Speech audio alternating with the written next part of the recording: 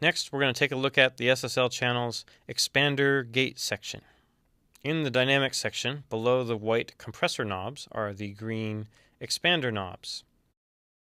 What the expander does is basically the opposite of a compressor. So a compressor turns down the volume of things that exceed the threshold level. So something that gets louder than 0 here on this knob is going to be turned down at this ratio. And the expander does the opposite. Things that fall below a certain volume are reduced in volume. So it's kind of like chasing the fade down. So if you have a bass with some buzz on it, you might automate at the end of the song to pull this down so that once the bass is faded out, that buzz is not exposed. You could do that automatically with the expander. So what you could do is say anything below -20 is not real music. It's just buzz, and I want to get rid of that to the tune of 20 dB. So I want 20 dB of gain reduction. You can see our green gain reduction LEDs here tell us that we are now reducing the gain. So this fader, even though it looks like it's up, is essentially down. It's down by -20.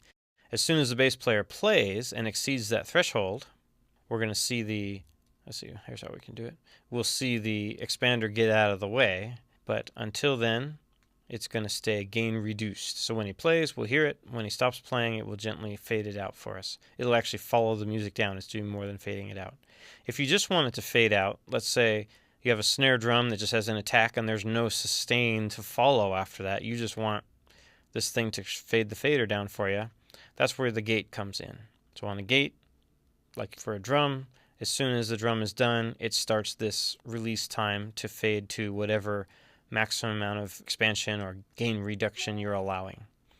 Let's say you have little ghost notes on the snare. You want to, get rid of some of the hi-hat bleed on the snare, but you don't want to lose all the ghost notes. That's where you might set this to something like 4 or 5 dB. So you've got 4 or 5 dB less hi-hat bleed in between the snare hits, but you're not completely losing all the ghost notes like you would if you gated it hard like that.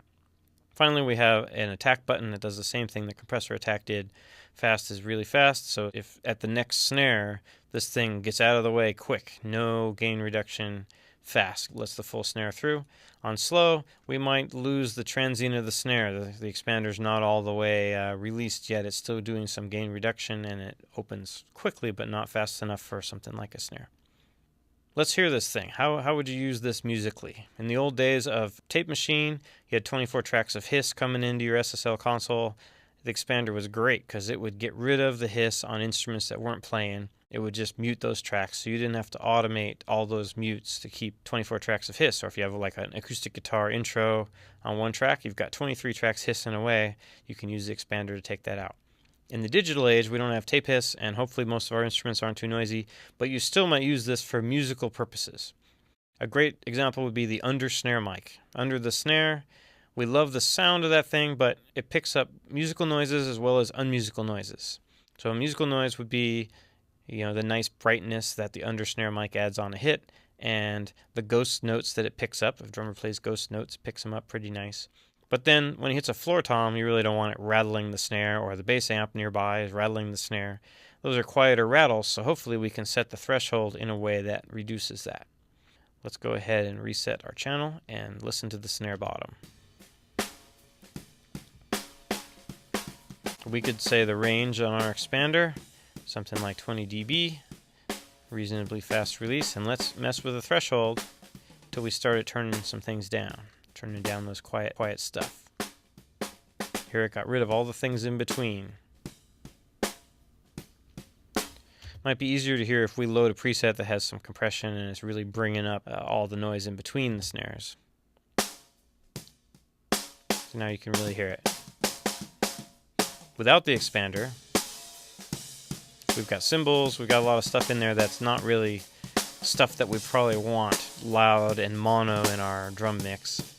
Expander does a good job of cleaning that up, or gate. They sound almost the same in this case.